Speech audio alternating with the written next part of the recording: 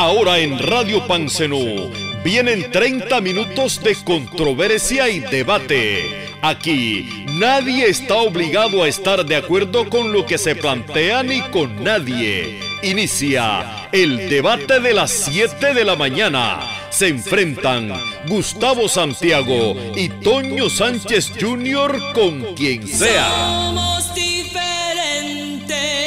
Este es el debate de las 7 de la mañana por Pancenú. Que nos critiquen, somos diferentes. Quedan en manos de Gustavo Santiago y Toño Sánchez Jr.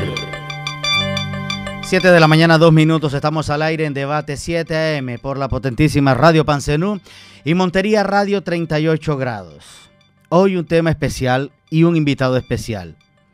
Hace un par de noches dimos cuenta de una delicada noticia y era el atentado criminal contra un profesional del derecho en el departamento de Córdoba. Hechos que ocurrieron en el corregimiento Las Guamas, en zona rural del municipio de San Pelayo, aquí en el departamento de Córdoba. El atentado criminal fue dirigido contra el avesado profesional del derecho, abogado penalista, Lesmer Quintero Argel. Dicho sea de paso, Lesmer Quintero Argel ha venido manejando temas dirigidos específicamente con víctimas. Uno de esos casos, quizás de los más sonados, uno de los más recientes en el departamento de Córdoba, el caso de Jairo Zapa Pérez, entendiendo que fue el apoderado judicial de la viuda del finado Zapa Pérez, asesinado el año anterior, luego de ser desaparecido de una residencia en el norte de la capital del departamento de Córdoba. De antemano quiero decir que nuestro invitado, el abogado Lesmer Quintero Argel, ha accedido a concedernos esta entrevista en medio, obviamente, no del nerviosismo, pero sí de las prevenciones que se tienen luego del atentado criminal. Y quiso entregarnos la entrevista luego que presentara la correspondiente denuncia ante la Fiscalía General de la Nación y contara a la Policía Judicial los hechos ocurridos. Por eso quiero saludar a esta hora de la mañana al abogado Lesmer Quintero Argel. Abogado, ¿qué fue lo que ocurrió? Muy buenos días y gracias por aceptar esta comunicación. Muy buenos días, Gustavo. Gusto en saludarte. Pues antes que todo agradecerle a Dios por su misericordia y por tenernos aquí hablando contigo y poderte decir que en el día de ayer, pues después de los compromisos profesionales que tuvimos en la oficina y de algunas diligencias en la cárcel nacional Las Mercedes, nos dirigimos, como es de costumbre en algunas oportunidades, a la finca ubicada en Las Guamas, donde reside mi señora madre, a hacer algunas diligencias de carácter personal. A eso de 6 a 7 de la noche, cuando regresábamos para mi lugar de residencia en la ciudad de Montería, pues nos abordaron 2 motos en un lugar cercano a la estación de Rabo Largo, a la estación de policía de Rabo Largo, y allí nos perpetraron a disparos. Mi escolta con el que venía reaccionó de manera inmediata y pudimos disipar el atentado, y pues hoy, gracias a Dios, reiteramos poder hoy estarles contando esto a ustedes por la misericordia de Dios. En ese momento en el que son interceptados, ¿se les atraviesa en el camino? ¿Es a un costado? ¿Cómo sucede exactamente el momento en que ellos hacen los disparos? Se interceptan en ese mismo momento 2 motocicletas, una va, otra viene, y se pega una al lado izquierdo del vehículo, que es la que perpetra los disparos hacia la camioneta, dejándola pues en un estado de trizas, porque fueron aproximadamente 6-7 disparos. Afortunadamente yo tenía mi chaleco puesto y pude disipar eso tirándome al piso del vehículo y con la reacción inmediata de mi escolta. Abogado, en el momento de los disparos, ¿qué se le viene a la cabeza? Pues uno como abogado penalista es consciente de las vicisitudes que se le pueden presentar en la vida, máxime cuando hemos sido objeto de algunas amenazas que han sido puestas sin conocimiento a nivel nacional, y otras pues que también se han ido informando a la Unidad Nacional de Protección, e inclusive se le han compulsado copias a la Policía Nacional para el conocimiento del caso. Pero situaciones que uno enfrenta a diario y que uno no espera, pues creyendo en que estamos haciendo una buena labor como defensor de víctimas, y que con nuestra profesión, que es un apostolado, llevarla frente en alto y ejercerla con altura y con franqueza y con ética, pues creemos que no ofende a nadie, pero la violencia de nuestro país se ha arraigado tanto que hoy no se puede ejercer libremente la profesión que yo ejerzo, como es la abogacía y específicamente el derecho penal. ¿Su vehículo es blindado? El vehículo no es blindado.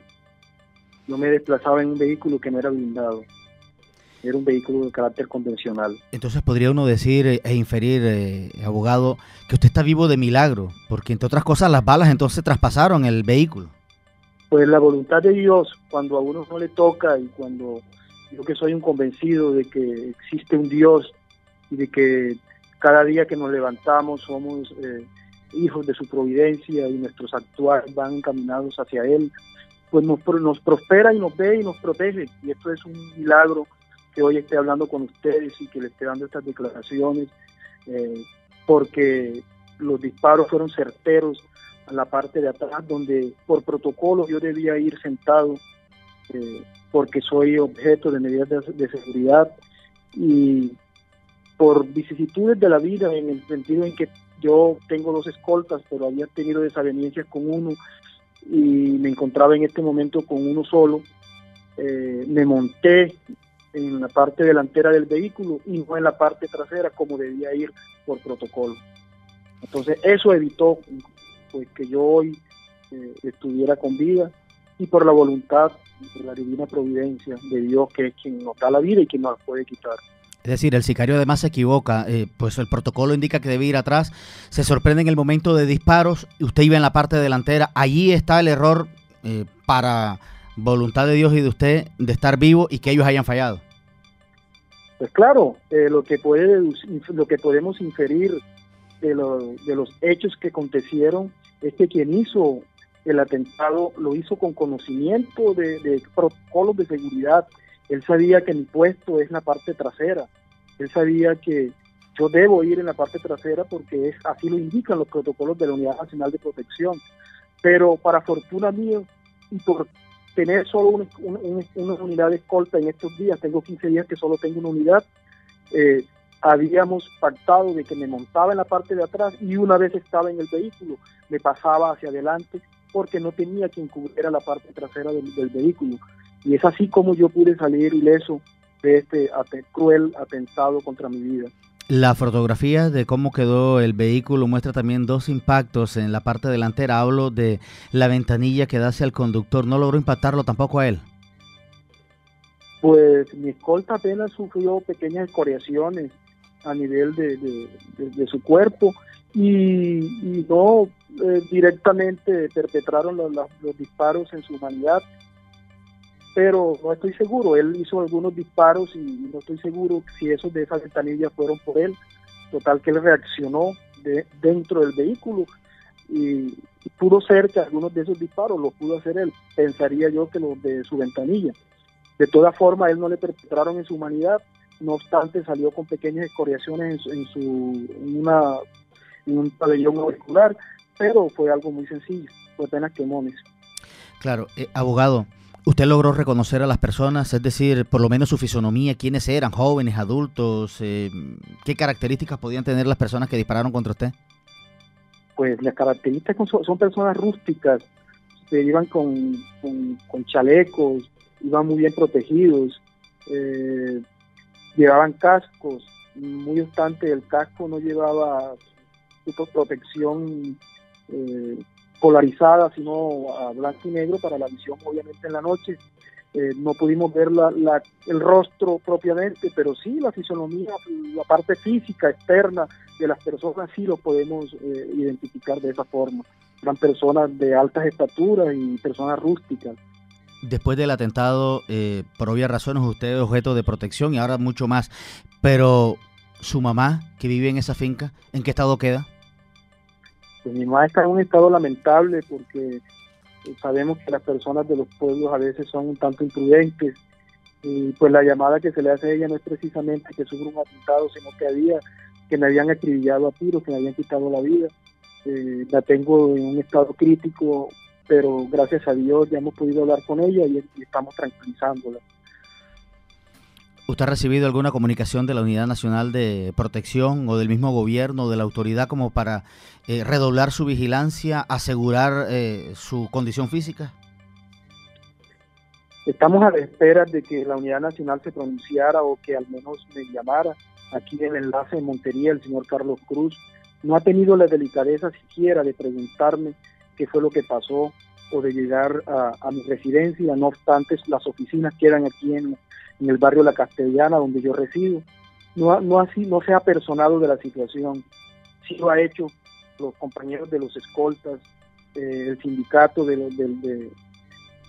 la UT que presta la seguridad a la UNP. Montaron un operativo, me fueron a buscar con las camionetas blindadas a la estación de policía de Rabo Largo. Ellos han estado muy pendientes, pero no así la unidad como tal, sino los compañeros de mi escolta. Cuando uno maneja, los abogados penalistas, diferentes procesos judiciales, pues se corre mucho riesgo, y usted lo decía al inicio, uno desde que se meta al derecho penal sabe que hay algunos riesgos, pero ¿le deja alguna sospecha alguno de los procesos que usted ha estado llevando? Es decir, si hay conexidad entre sus procesos y el atentado criminal. A ver, yo llevo procesos pues de cierta significancia, de cierto rigor jurídico contra personas muy conocidas aquí en el departamento, en la región y a nivel nacional. Llevo desplazamientos forzados en la sala novena antiparamilitar de la Corte Suprema de Justicia contra el ex senador Miguel Alfonso de la Espriella Burgos, por ejemplo. Hemos estado muy atentos en ese proceso, hemos estado muy atentos a las diligencias. Acabamos de venir de la ciudad de Bogotá precisamente el día sábado, donde estábamos revisando algunas diligencias y procesos también en el Carmen de Bolívar contra el señor José Mejía, que también es objeto de protección por la Unidad Nacional de Protección, pues en contra del 37 de la FARC. Este proceso se lleva en la ciudad de Cartagena, que llevan jueces especializados. También acá en Montería somos abogados de Nuri Vidal. Sabemos que le han hecho algunos atentados y también es una persona protegida por la Unidad Nacional de Protección. Ella lleva procesos por desplazamiento, inclusive por violación contra las extintas AUC o Ibatrini.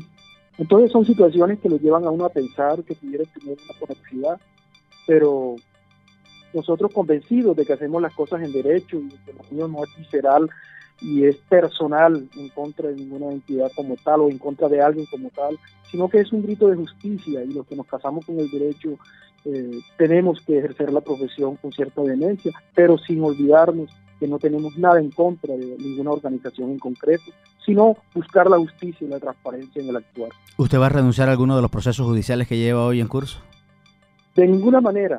Si estos atentados lo que buscan es amilanarme, anonadarme, pues se equivocan, porque el Elmer Quintero no puede dejar de ejercer el apostolado que a los 20 años adquirió, que es de ser abogado. Soy abogado, seré abogado penalista. Mi vida no tiene sentido sino en lucha de la justicia y en pro de las víctimas y de las personas que necesitan que se haga justicia a través del conocimiento del derecho. Por eso cada día me preparo más en las ramas del derecho para ejercerlo con vehemencia, con seriedad, con ética y con la frente en alto. ¿Hoy cuántos escoltas tiene? En este momento tengo 2. Y de apoyo, pues la Policía Nacional ha enviado a mi lugar de residencia a algunos patrulleros para que me estén vigilando el cuadrante acá en La Castellana. ¿Qué va a pasar entonces en el lugar donde reside su mamá? Porque uno diría, bueno, la conexidad de El abogado Lesmer es su señora madre, es un familiar. ¿Qué va a pasar con su familia? ¿Va a ser objeto también de protección? Pues no sé qué pasará con mi mamá, con mi familia, con mi esposo. Pues ya eso queda a merced de las autoridades que hacen las respectivas investigaciones, inclusive de la Unidad Nacional de Protección. Tomará las medidas del caso, pero todos sabemos que cómo es la burocracia en este país y cómo funcionan a veces algunas entidades. Pues la Unidad Nacional de Protección ha sido puesta en tela de juicio a nivel público y hoy estamos demostrando que por cierta paquidermia actuar me encontraba con una sola unidad cuando por estudios de riesgo a mí se me habían ordenado 2 unidades. ¿Usted, con base en lo ocurrido, urge de un vehículo blindado? Necesariamente. Un esquema de seguridad como el mío, sin un vehículo blindado, es estar también exponiendo no solo la vida mía, sino la de mi esposa. Es contraintuitivo, es ilógico pensar que por los casos que manejo, de cierta connotación nacional, pudiera la Unidad Nacional de Protección mantenerme en un vehículo convencional. Eso es ilógico y resulta irrisorio, una medida que sería ineficaz. Las medidas de protección deben ser eficaces, lógicas, certeras para el esquema al cual se adoptan.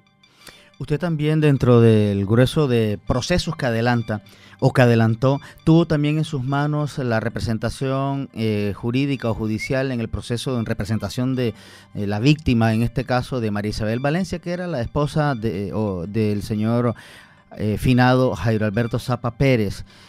Después de conjugar todo este cúmulo de procesos, ¿usted recibió amenazas? Específicamente, ¿de qué caso puntual recibió amenazas?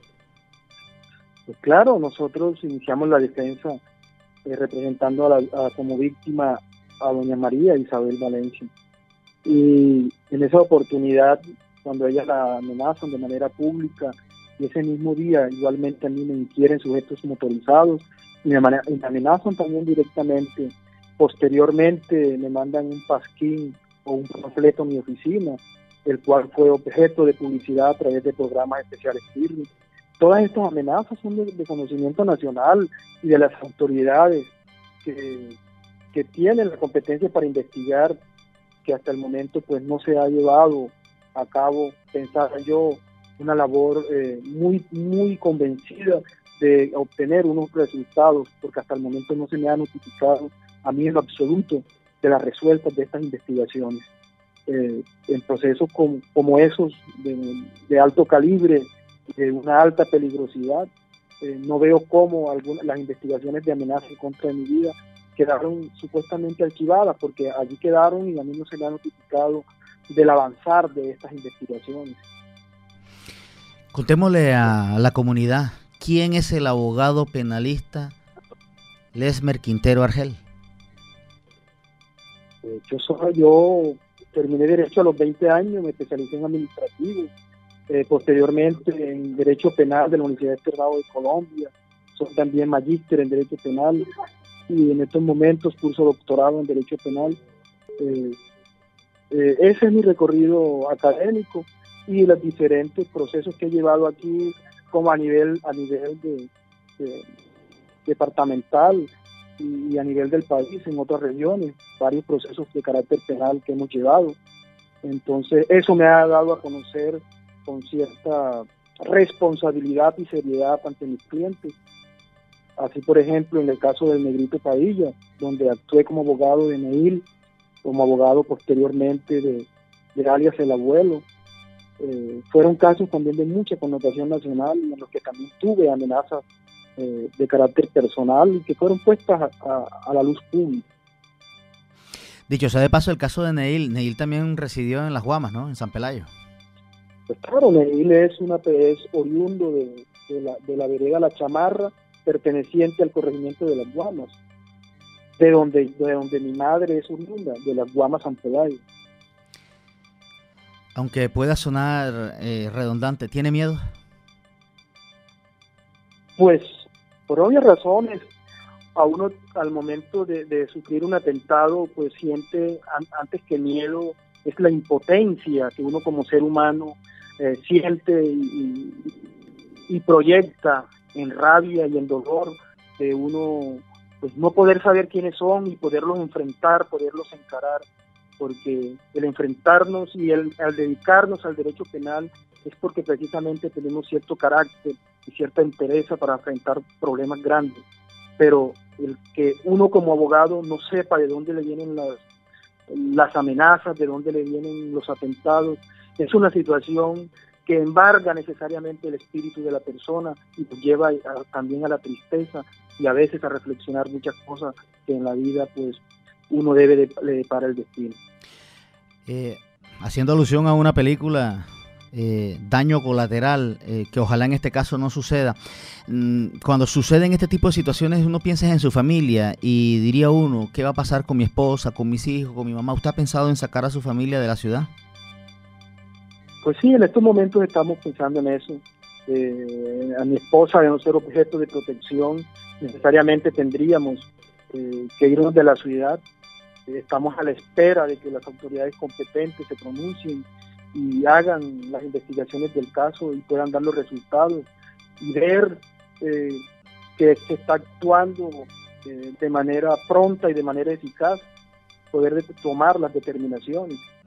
Pues mi esposa se siente muy amedrentada, de todas formas es mujer, anda sola y eso pues embarga de tristeza nuestro hogar y nos pone en la zozobra que es la que hoy nos agobia.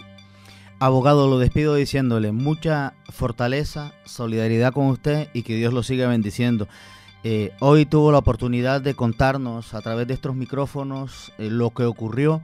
Ojalá la próxima entrevista sea para señalar quiénes fueron, pero por parte de las autoridades, y la próxima para decirnos cómo avanzan los procesos en cada uno de los que viene enfrentando, porque sé que son temas delicados. Mucha suerte, éxitos y bendiciones.